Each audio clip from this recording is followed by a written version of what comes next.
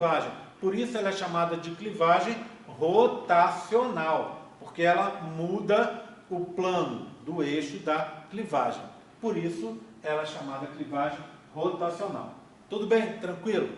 Entenderam então? Conseguem descrever isso na prova? Tá? Posso seguir então? Seguir à frente, hein? Obrigado, querido. Nada disso. Não é isso. Não é isso. Não, tá? Agora a próxima. Bem, agora vai tendo clivagens até a gente chegar numa fase muito famosa, que é a fase da mórula. Bem, todo mundo fala de mórula, né? Quando você estava lá no colégio, a professora falou para você sobre mórula. E a professora disse o quê? Mórula é uma célula, né? É uma fase de desenvolvimento embrionário em que você vai ter um grupo de células compactadas formando um aspecto de uma amora. Amora vem, a palavra amora vem, ou a palavra mórula vem de amora, tá? Que é um frutinho, que na verdade é uma infrutescência, né? Já que a gente está na biologia, vamos falar certinho, é uma infrutescência, cada bolinha daquela é um frutinho, que forma aquela estrutura cheia, compacta, né? Sem espaço, sem buraco no meio. A mórula é isso, é um arranjo compacto de células. Na espécie humana, a mórula que está aqui, ela começa com 16 células. Então, eu quero que você descreva a mórula e indique que característica marcante ocorre nela.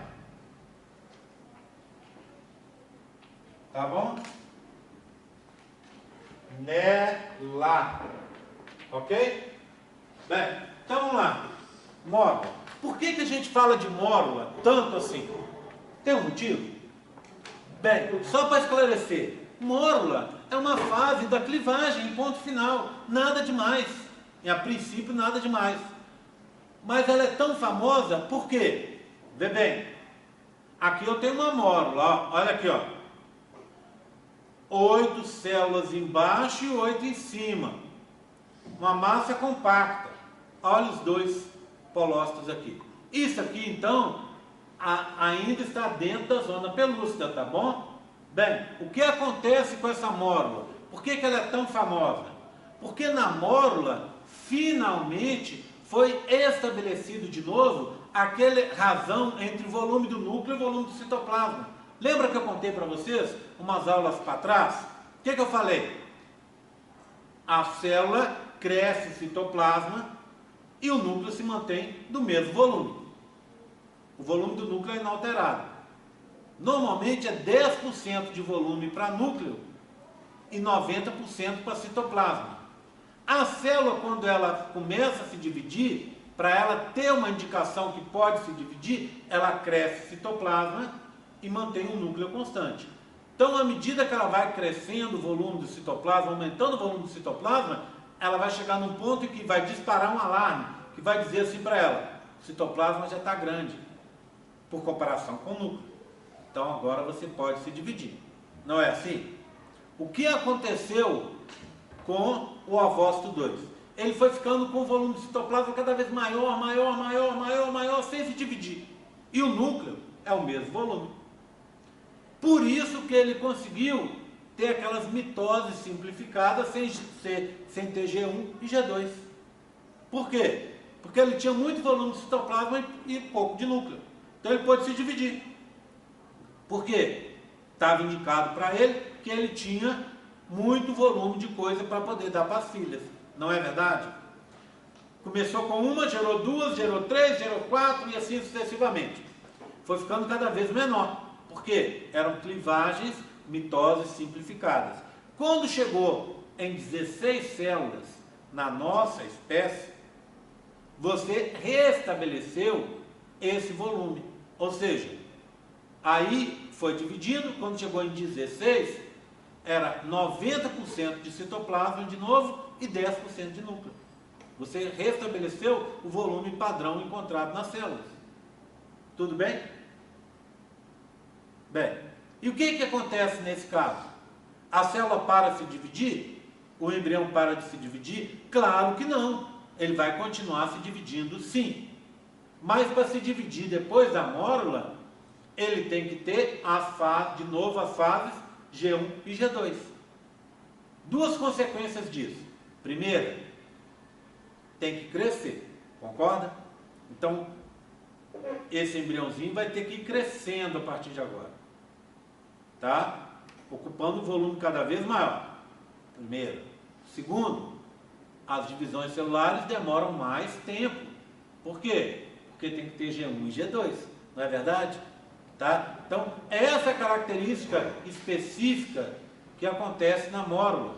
Tá? Por isso a mórula é tão famosa, porque ela tem G1 e ela tem G2.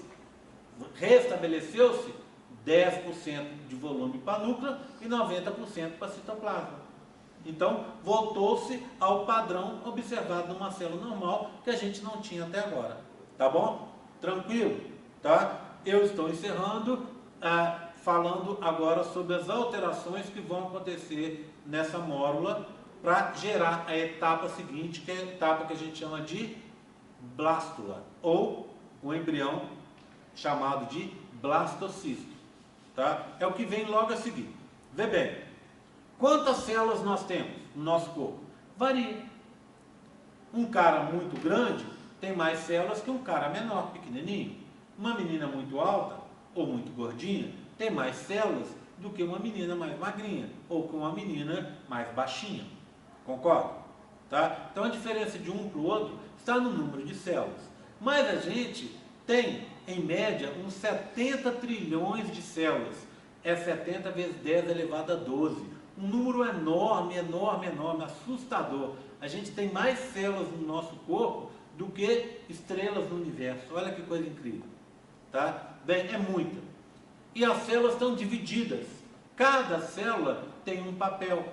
Então a gente divide esse conjunto de células em tecidos, mas se a gente for olhar, nós temos já classificados 242 tipos celulares na espécie humana. Por que a gente tende a classificar? É porque, obviamente, novos tipos celulares vão ser descobertos aí ao longo do tempo. Tudo bem? Tranquilo? Tá? Bem, 242 tipos celulares. 4 tecidos. Pensa numa célula. Uma hemácia é totalmente diferente de uma célula muscular, uma fibra muscular estriada esquelética, que é totalmente diferente de uma célula do osso, um osteoblasto, por exemplo, que é totalmente diferente de um neurônio, não é isso? Mas todas essas células, elas têm o mesmo material genético no seu interior. Então, como é que você consegue fazer isso? Você faz isso fazendo o que a gente chama de diferenciação. Todas as células teriam o mesmo material genético, os mesmos genes, mas em alguns genes são lidos e outros não. E aí você consegue fazer uma diferenciação dessa célula em relação à outra. Ela expressa genes diferentes do que algumas outras. E aí ela vai ficar com aspecto e com papel, com a fisiologia diferente. Tá certo? Então é como se a gente tivesse 70 trilhões de bibliotecas iguais, só que em uma célula, alguns livros são lidos, alguns genes são lidos. Em outra, outros genes são lidos. Claro que você tem genes que são comuns para todo tipo de célula, mas tem alguns específicos lidos só naquele tipo de célula. E assim ela vai ficar diferente. Tá bom? Bem, estou contando isso para dizer para vocês que agora vai acontecer a primeira das diferenciações do nosso corpo, tá? Que é a diferenciação chamada dentro-fora ou diferenciação fora-dentro. É a mesma coisa, pode usar um nome ou outro. E aí a nona pergunta é essa, nona e última, tá? você vai explicar como se forma o blastocisto, tá? Que é a fase que vem a seguir. Vamos lá. A primeira coisa que vai acontecer é essa diferenciação fora, dentro ou dentro, fora. Para ela acontecer, olha o que aconteceu. A mórula, ela vai compactar as células de fora. Como é que ela consegue fazer isso? Ela vai fazer junções adesivas e oclusivas entre essas células que estão do lado de fora. Por exemplo, desmossomos, junções ocludentes, máculas adesivas e tal. Ela vai fazer aqui, ó, entre essas células de fora. Então, essas células de fora vão ficar mais firmemente unidas. Como essa vai se unir com essa, vai se unir com essa, vai se unir com essa, vai se unir com essa e assim sucessivamente, o que vai acontecer com a mórula? Olha lá, ó. A mórula era assim e agora a mórula ficou assim. Olha a diferença de tamanho. Por quê? Porque aconteceu a tal da compactação da mórula. Compactação da mórula é a primeira etapa da diferenciação dentro-fora que eu estou contando para vocês. Tudo bem? Então, junções adesivas e oclusivas. Está vendo? Ó? Olha aqui, ó. Vê bem. Está vendo que eu consigo ver a separação entre as células aqui? Ó? Olha aqui. Essa separação está quase praticamente invisível. Por quê? Porque as células estão grudadas entre si. Por que elas estão grudando, as células de fora estão grudando? Porque elas vão, a partir de agora, ligar as bombas de sódio e potássio. Liga as bombas de sódio e potássio e começa a jogar sódio e potássio para dentro do embrião, lá para dentro. E sódio e potássio são íons. Íons nunca ficam isolados. Íons isolados ficam desbalanceados e podem afetar a carga, a vida, a integridade de outras moléculas. Então, quando aquela mórula que foi compactada começou a bombear íons para dentro, sódio e potássio, junto foi água. E aí a água vai alterar a estrutura interna dessa mórula, tá? Que foi compactada, formando o que a gente chama a blastocisto, que eu vou mostrar para vocês, que é o embrião na próxima etapa. Meninos, faça favor, passa de volta esses dois modelos, só para eu mostrar uma coisinha para vocês. Por que você tem que compactar? Está claro se você olhar os dois modelos. Vê bem, olha aqui, ó. Imagina que se eu, embrião, ligasse as minhas bombas de sódio e potássio e começasse a jogar íons lá para dentro. A água entraria e os íons junto com a água iam sair pelos buracos, concorda? Não ia adiantar de nada. Agora vê bem, nesse caso aqui, ó, tá tudo grudadinho. Eu posso jogar íons lá para dentro, a água vai junto e não sai, tá certo? E eu mudo essa estrutura. Como é que essa estrutura vai ficar? Ela vai ficar assim, ó. Deixa eu mostrar para vocês.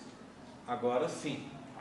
Eu tenho um modelinho que eu posso mostrar, que é, já vou achar, gente, que é esse modelinho aqui. Olha o que eu tenho aqui. Lembra o lado de fora? Tá ele aqui, ó. Tá vendo? Lado de fora. Esse lado de fora com células compactadas, eu vou chamar de trofoblasto. O que é o trofoblasto? Trofo é alimentação.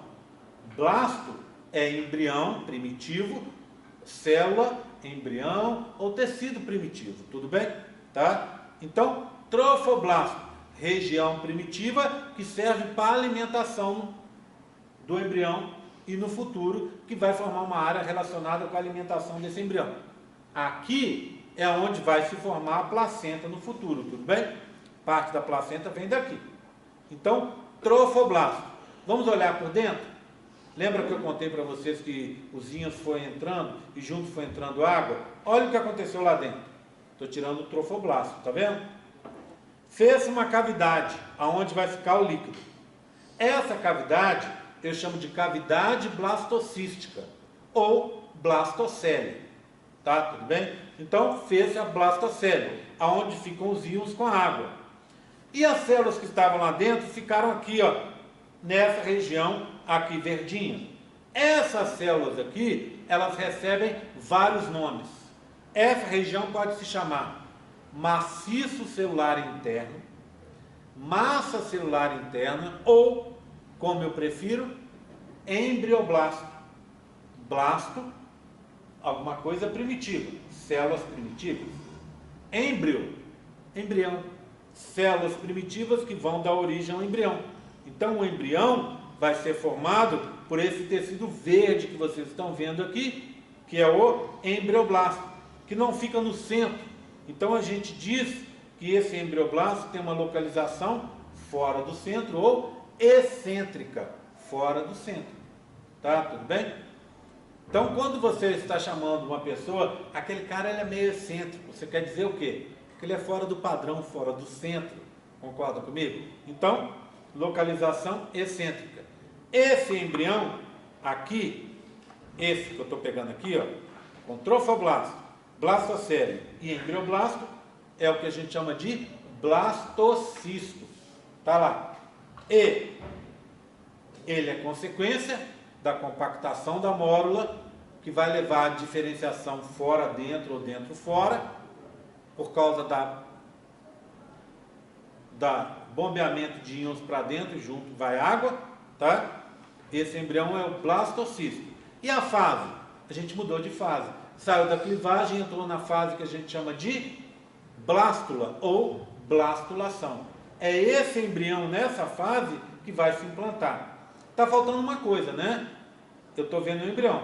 Do lado de fora eu tenho, só para vocês entenderem, eu tenho ainda a zona pelúcida e eu tenho as células da corona radiata. Não está mostrado aqui, mas elas estão presentes também. Tudo bem, tranquilo? Eu acho que por hoje está bom demais. Conforme eu disse para vocês, eu ia terminar 3 horas, são 3 e pouquinho, tá? Já demos uma andada boa. Só lembrando, essa matéria é matéria que cai na prova, que está sendo dado a aula aqui, tá? Se por acaso você que está aí assistindo o vídeo não entendeu, me procura, tá? Me procura na próxima aula para a gente tirar as dúvidas. Mas na próxima aula já é outro assunto, certo? Aí eu vou falar de bilaminar e trilaminar, são as últimas matérias antes da nossa prova. Ok? Tudo bem? Tá? Então, estamos entendidos? Se vocês aqui têm alguma dúvida, está na hora de perguntar. Vamos lá? Tranquilo? Então, só relembrando, essas questões, 9 questões, vão ser colocadas no campus virtual de hoje para amanhã, tá? Não garanto totalmente que eu vou colocar hoje, não. Vou ver se eu consigo colocar agora. Se eu não conseguir, eu coloco amanhã no campus virtual para vocês e mando uma mensagem. Você vai ter, vou marcar em 1, 2 dias para vocês fazerem, tá? Então, as pessoas sabem que as pessoas que não estão aqui, a gente conversou na semana passada, a pessoa vai ter que fazer, nesses próximos poucos dias, fazer o questionário para ela ganhar esse ponto. Então, avise os seus amigos, avisem os seus colegas de turma, tá? Que esse ponto está sendo dado a partir dessas 9 questões, que quem não assistiu a aula vai ter que assistir a aula em casa, ou onde é que esteja, assistir a aula para poder responder as questões. Por favor, não empreste questionário de vocês para ninguém, tá? Porque senão, se tiverem 2 questionários iguais, ninguém ganha o ponto. Aí você está se prejudicando. Tá combinado? Tá? Ok? Então vou encerrar. Obrigado, viu, gente?